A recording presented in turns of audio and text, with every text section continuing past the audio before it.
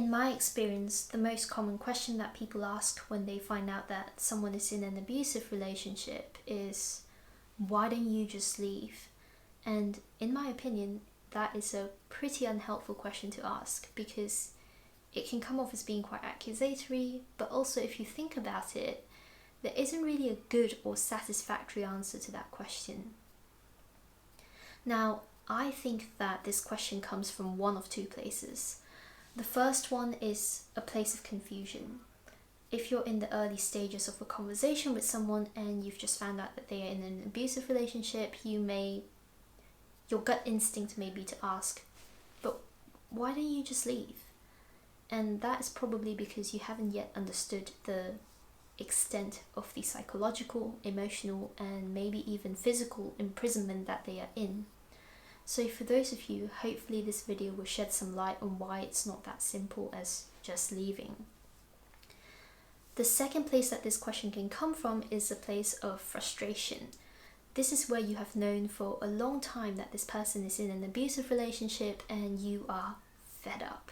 You are sick and tired of hearing about the abuse over and over again, and you just want them to do something to help themselves. And for those of you, hopefully this video is a good reminder for why it's difficult for the person experiencing abuse and why ultimately asking this question, why don't you just leave, is not helpful.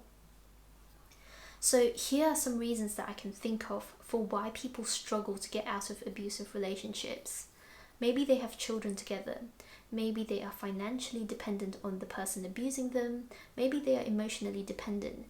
Maybe they have deep-rooted psychological issues that they haven't come to terms with and that stops them from leaving.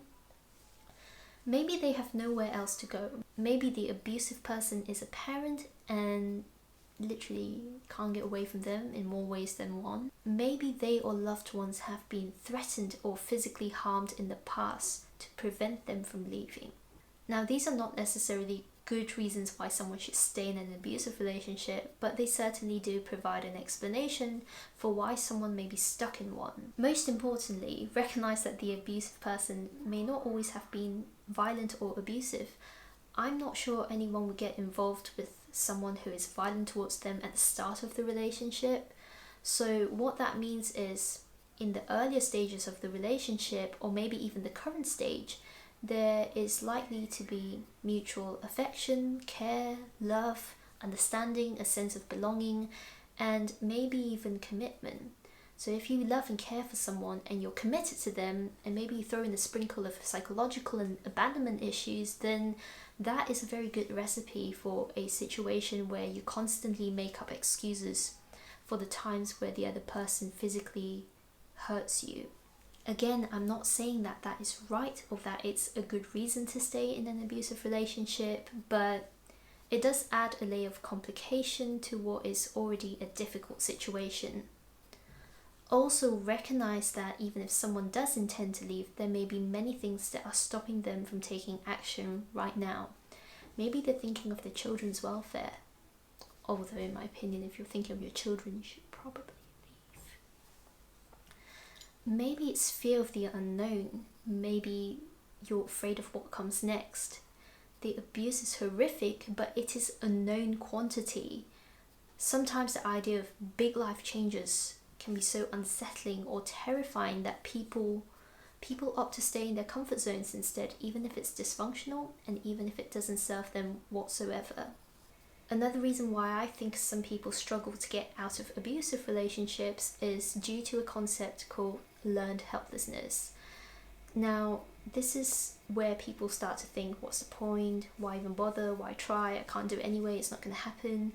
And this usually comes from trying to do the thing multiple times and failing multiple times. And you get to a point where you feel like no matter what you do, you will not be able to do the thing successfully. And that's when you've internalized this feeling of hopelessness, of what's the point, why bother, why try. Now, I realize that this is a really crap explanation for learned helplessness, so if someone can provide a more concise and succinct explanation for it, please leave it down in the comments below. That would be greatly appreciated.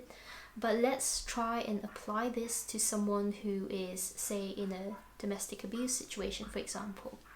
So the first time they try to walk out, their partner stops them, pleads with them, begs them, and promises to change. The second time that they try to walk out, the same thing happens. The third time again, the fourth time again. The fifth time that they try to leave, their partner threatens to kill themselves. The 10th time that they try to leave, their partner threatens to kill their loved ones, their children, their grandparents. The 100th time that they try to leave, their partner puts them in the hospital. So somewhere along the way, the person experiencing abuse gets the message that no matter how hard I try to leave, it's impossible. Nothing I do will let me leave. So even in the future, when the opportunity to leave presents itself, they likely won't take it. In fact, they may not even recognize it as a way out, because the idea of leaving has become inconceivable to them, because they've internalized this feeling of helplessness, of hopelessness, and the sense that nothing I try is going to work.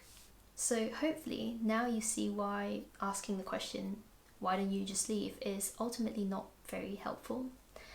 So instead of asking this question, what can you do instead? If you're asking this question from a place of confusion or not understanding, then try to understand. Listen without judging, try and empathize with the person, think of what you would feel if you were in their shoes, and think of how you can best support them in tangible ways. If you're wanting to ask this question out of frustration, because you're fed up, then recognize that that's just you putting your emotions on the person who's experiencing abuse. So instead of doing that, go to the gym, go for a run, take up a kickboxing class. That's very good for anger management. Do some self-reflection, do some self-inquiry. Just do anything but ask the question. Once you've calmed down and once you've let go of some of that frustration, then you can come back and do what you were doing before that's actually helpful and supportive for the person experiencing abuse. So these are just some of my observations based on my experiences. There are many ways of looking at things, so if you want to share your perspective or your experiences, please feel free to do so in the comments down below. I would love to hear from you, and thank you very much for watching. Why don't you just leave? I don't know, I've never thought about it.